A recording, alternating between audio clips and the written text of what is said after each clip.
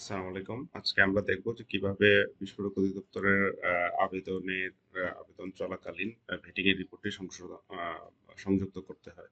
তো যেকোনো আবেদন যখন আপনাকে ভেটিং এর রিপোর্ট সাবমিট করতে বলা হবে, তখন আপনার ড্যাশবোর্ডে প্রবেশ করার পর আপনি দেখবেন যে একটি আপত্তিপত্র দেওয়া হয়েছে, এরকম একটি স্ট্যাটাস থাকবে। এখানে ক্লিক করার পর আপনি আবেদন সংশোধন করবেন।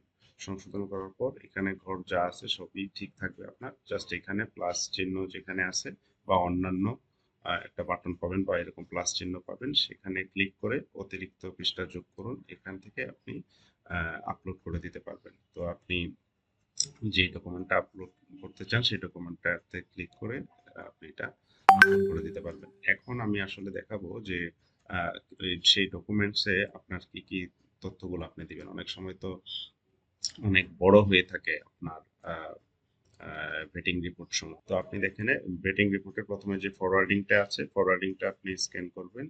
এটার সাথে আপনার ফ্রন্ট পেজটা থাকবে।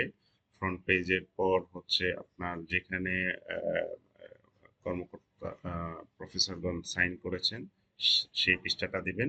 এরপরে হচ্ছে সামারি অংশটুকু দিবেন। সামারি এবং কনক্লুশনে তাদের যেই কমেন্টস আছে সেই কনক্লুশন রেকমেন্ডেশন সেই অংশটুকু আপনারা স্ক্যান করবেন। এগুলো করে আপনি আপলোড করে দিবেন। এখান থেকে আমরা ভেরিফাই করে নিতে পারবো এই রিপোর্টটা, এবং প্রয়োজন বোধে পরিদর্শনকালীন বা অন্যান্য সময় আমরা এই হার্ড হার্ড কপিটা আমরা চেয়ে নিতে পারি। Thank you.